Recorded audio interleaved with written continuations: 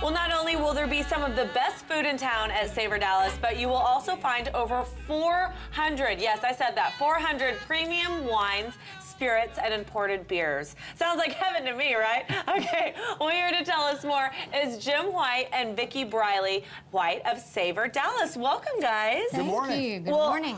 400 wines and spirits. I mean, talk about a wine lover's dream. It is, but you don't have to drink them all. We encourage sampling, and we have dump buckets, pour buckets. So that, How thoughtful of you. I would hate to dump out some good wine, especially some of these that y'all have brought with us today. Y'all are really featuring some Texas wines at Savor Dallas this year, which is really exciting.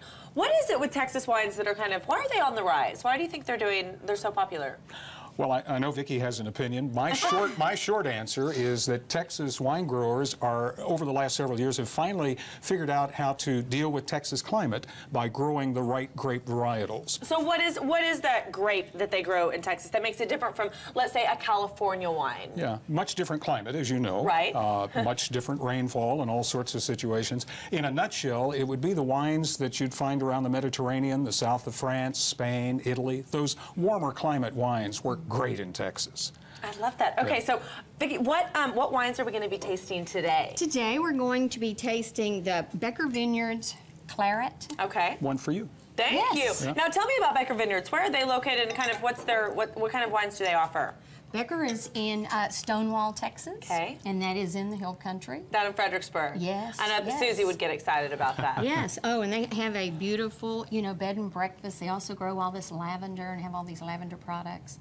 And they've really started making some wonderful wines. Their Viognier won first place in France against all of the wines Wow. of that varietal. That's quite delicious. I really love that. And then what's this other one? Fall Creek. Okay. Pioneers of the Texas wine industry, Ed and Susan Aller, good friends of ours and with us every year at Savor Dallas. And this is a great example of a Sauvignon Blanc. Now, while that's mostly known as a French grape, it seems to like the Texas weather, and it ripens well, and it does really nice here. So would you like to try this? I would love to. Sauvignon Blanc would be great with fish, oysters. And with Sauvignon Blanc is also the white grape of Bordeaux. Pretty nice. They always give me the good segments around here. That's I love exactly this, right. With all of the wine tasting. Now, we're gonna go I'm this not much way. of a Texas A&M fan, but I hear that they've got a pretty good winery down there. Sinohoff. Yeah. That's Yes, exactly located right. in Bryan down Yes, there. and read that. That's Tex Zen. Tex Zinfandel. Yeah. You got that little play on words? That's funny, isn't it? Yeah. Tex Zin. This is for people who don't understand that Zinfandel is a red grape and is probably the quintessential American grape. It's fabulous wherever it's grown in the U.S. So you want to try this one? Yes, I do.